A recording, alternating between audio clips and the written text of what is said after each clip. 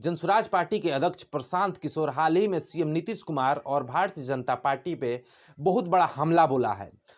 प्रशांत किशोर ने अपनी नोटिस जारी किया है सुप्रीम कोर्ट में। उन्होंने कहा है कि जेडीयू के नेता और भारतीय जनता पार्टी के जो नेता हैं, जब बिहार में चुनाव चल रहा था तभी महिलाओं के खातों में 10-10 हज़ार रुपया डाला गया और उस समय पैसा डाला गया जिस समय आचार संहिता लागू हुआ था। और प्रशांत किशोर की यह बात साफ साफ कहना है कि उस समय किसी भी प्रकार का पैसा देना एक तरफ से कानूनन अपराध है जब आचार संहिता लागू हो जाता है। इसी चीज को लेकर प्रशांत किशोर सुप्रीम कोर्ट में अपनी याचिका जाहिर किए, लेकिन सुप्रीम कोर्ट ने इसे रद्द कर दिया और इसे एक्सेप्ट नहीं किया और प्रशांत किशोर को काफ़ी निराशा मिली और तमाम प्रकार के जो विपक्ष हैं वो अपनी तमाम प्रकार की बातें कह रहे हैं। सुप्रीम कोर्ट के कुछ वकील हैं जो अपनी बातें रख रहे हैं, अपनी बातें कह रहे हैं कि जनता ने प्रशांत किशोर को एक्सेप्ट नहीं किया तो अब सुप्रीम कोर्ट के दरवाजा खटखटा रहे हैं।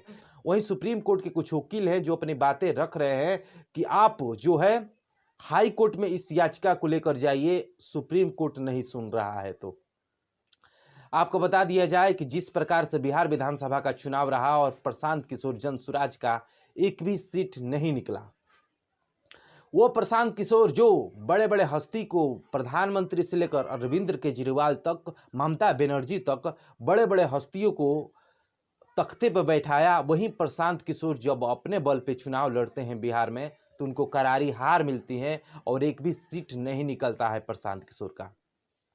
आपको बता दिया जाए कि जिस प्रकार से प्रशांत किशोर अपने हार को लेकर काफ़ी डिप्रेशन में दिखाई दे रहे हैं और काफ़ी याचिका जाहिर कर रहे हैं सुप्रीम कोर्ट से लेकर हाई कोर्ट तक, उनका कोई सुनवाई नहीं हो रहा है।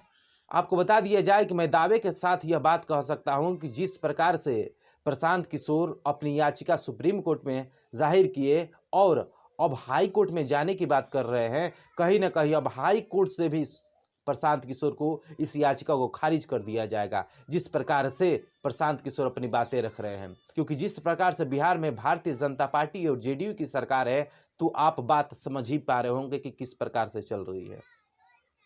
प्रशांत किशोर की हालत हम यह कह सकते हैं कि कुछ सही नहीं कही जा सकती। जिस प्रकार से हार हुआ, कहीं ना कहीं उनके मन में एक छोटा बड़ा कुहुक बैठ रहा है प्रशांत किशोर के मन में, और इन्हीं चीज़ों को लेकर प्रशांत किशोर काफ़ी एक्टिव है और कहीं ना कहीं जेडीयू के नेताओं पे और भारतीय जनता पार्टी के नेताओं पे कहीं ना कहीं एक बड़ा आरोप लगाने का कार्य कर रहे हैं। फिलहाल इस विषय में आपकी क्या राय है कि क्या प्रशांत किशोर जो कर रहे हैं वो सही कर रहे हैं, और जो सुप्रीम कोर्ट इनका याचिका खारिज कर दिया, इसमें आपकी क्या राय है? अपनी राय हमें जरूर साझा करें। और जिस प्रकार से प्रशांत किशोर अब हाई कोर्ट जाने की बात कर रहे हैं, इस विषय में आपकी क्या राय है? अपनी राय हमें जरूर साझा करें और हमसे जुड़ने के लिए हमारे चैनल को सब्सक्राइब जरूर करिए। अगले टॉपिक पे फिर आपसे मिलते हैं, तब तक के लिए धन्यवाद। जय हिंद, जय बिहार।